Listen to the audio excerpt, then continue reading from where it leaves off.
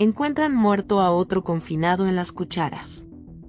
Agentes del negociado de la Policía de Puerto Rico, NPPR, investigan otra querella por el hallazgo de un confinado muerto en el complejo correccional Pedro Rodríguez Mateo en Ponce, el segundo en las pasadas 24 horas. Según indica el informe preliminar de los hechos, mientras un oficial correccional realizaba rondas preventivas, hallaron en la celda el cuerpo sin vida de un hombre identificado como Ricardo Fabio Quiñones Irizarry, de 34 años. Este fue atendido por el médico de turno, quien determinó la ausencia de signos vitales. Él mismo no presentaba signos de violencia.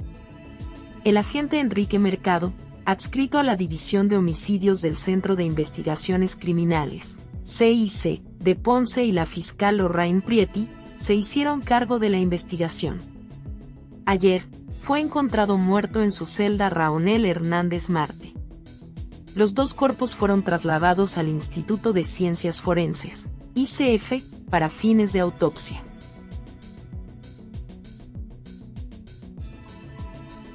¿Qué es lo próximo en el caso del hit and run que le quitó la vida a Natalia Nicole? La controversia que se suscitó en el caso judicial de Carlos Julián Maldonado Dávila, quien resultó culpable en un juicio por haber provocado el accidente en el que murió la joven Natalia Nicole Ayala Rivera y haberse ido a la fuga, hit and run, no fue si le cobijaba o no el derecho de que se le impusiera una sentencia suspendida. Era si se lo merecía. Maldonado Dávila, quien era director de turismo del municipio de Barceloneta, arrolló a Ayala Rivera y a su acompañante, Carlos Adil Sosa Vigio, el 5 de enero del 2022 en horas de la noche y se fue a la fuga. El juicio culminó con una convicción y la jueza Nerisbel Durán, del Tribunal de Primera Instancia de San Juan, le impuso 10 años de sentencia suspendida o conocido comúnmente como una probatoria. El Departamento de Justicia se opuso a la sentencia. De inmediato, el Tribunal de Apelaciones revirtió la pena. Ahora, Maldonado Dávila deberá cumplir 2 años en prisión y 8 en sentencia suspendida, según se dictó el pasado 16 de mayo. El caso ha cobrado notoriedad nuevamente, ya que el Senado aprobó el martes a la ley Natalia Nicole Ayala Rivera. Ahora se espera por la firma del gobernador Pedro Pierluisi.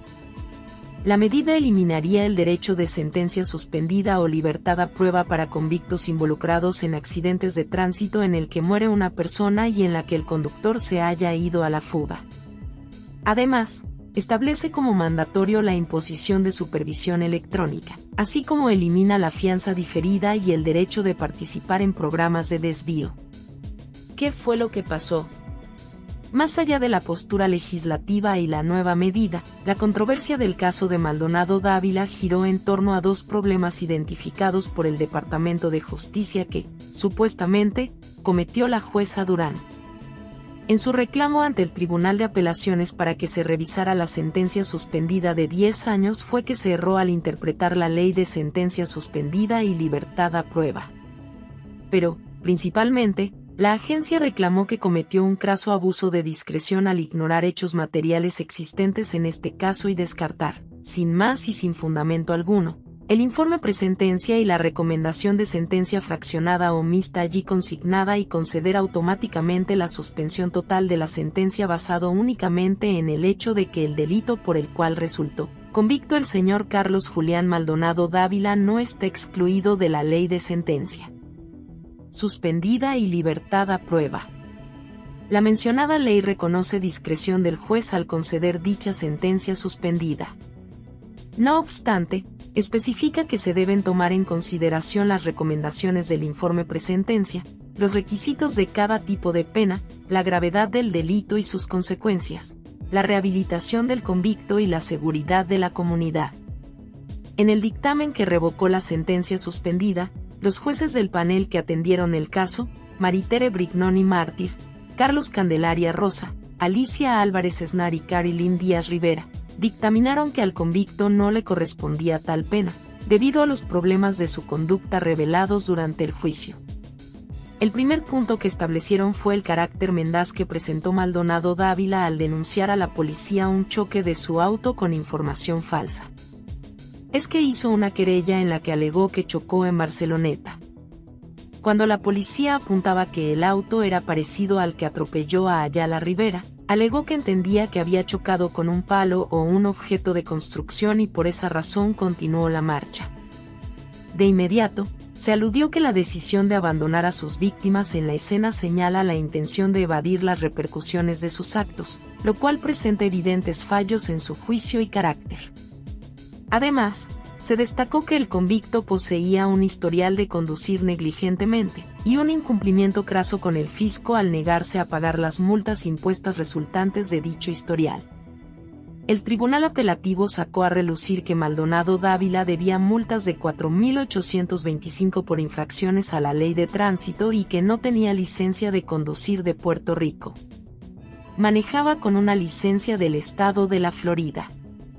Concluimos que surge del informe presentencia información suficiente como para determinar la necesidad de que el señor Maldonado sea recluido en una institución penal, determinó el apelativo. En una parte del dictamen se incluyó una oración de una decisión del Tribunal Supremo en la que se establece que somos del criterio que la imposición de un periodo de reclusión como condición de la sentencia suspendida que se le imponga a un convicto en particular puede resultar ser, en determinados casos, de gran ayuda en la rehabilitación moral y social. Tras esta decisión, el abogado de Maldonado Dávila, Pedro Sanabria Andino, solicitó una reconsideración. Este no estuvo disponible para dialogar sobre el caso con primera hora. Aunque respondió la llamada, alegó que estaba ocupado con un caso en el tribunal. La portavoz de prensa de Justicia, Joan Hernández, por su parte, remitió unas declaraciones escritas a este diario que detallaba que la defensa presentó una reconsideración y el Tribunal de Apelaciones la denegó el 5 de junio de 2024. A partir de ese día, la defensa tiene 30 días para acudir al Tribunal Supremo en revisión. Al momento, no hemos sido notificados de algún recurso. Debido a este proceso de apelaciones, Maldonado Dávila todavía permanece en la libertad bajo probatoria. La portavoz de prensa del Departamento de Corrección, Ivonne Guadalupe, especificó que permanece bajo probatoria supervisada por el Programa de la Comunidad de Arecibo. Dijo que una vez la determinación de que cumpla un periodo en prisión sea final y firme es que tendría que ingresar a una cárcel. Nueva ley. Además de lo antes expuesto, como la propuesta de eliminación del derecho de sentencia suspendida, uno de los autores de la ley Natalia Nicole Ayala Rivera, el representante Héctor Ferrer Santiago, destacó que otro aspecto trascendental de la legislación es que aumenta la pena de cárcel, de 10 a 15 años, contra los autores de un hit and run en el que se ocasiona una muerte. El proyecto, como lo enviamos al Senado, era para equiparar la sentencia del que provoca un accidente y se queda en la escena, pero está bajo efecto alcohol, que sea la misma que la de un hit and run, explicó. Añadió que es importante impulsar la propuesta para corregir unas lagunas en la ley de tránsito. Principalmente, que se era menos punitivo contra una persona que se fue a la fuga que una que se queda en la escena del accidente. Por ello, comentó que está esperanzado en que la medida se convierta en ley. La propuesta legislación lo que alude es que se toma acción ante las deficiencias estructurales de un estatuto que le permite a una persona que incurre en el agravante de fuga, reclamar un trato preferencial mediante el modelo alternativo de penas, luego de causarle grave daño corporal o la muerte a una víctima inocente. Así se estipula en la exposición de motivos del proyecto de la Cámara 1957. El cual debe ser avalado nuevamente por la Cámara no antes del 30 de junio para presentarse ante la consideración del Ejecutivo. Además, la medida señala que se impulsó la legislación, ya que es necesario promover medidas más restrictivas y agresivas para penalizar este tipo de acto. Esta ley pretende precisamente eso, imponer condiciones más severas para aquellas personas que luego de estar involucrados en un accidente de tránsito, abandonan la escena, obviando nuestro ordenamiento jurídico vigente.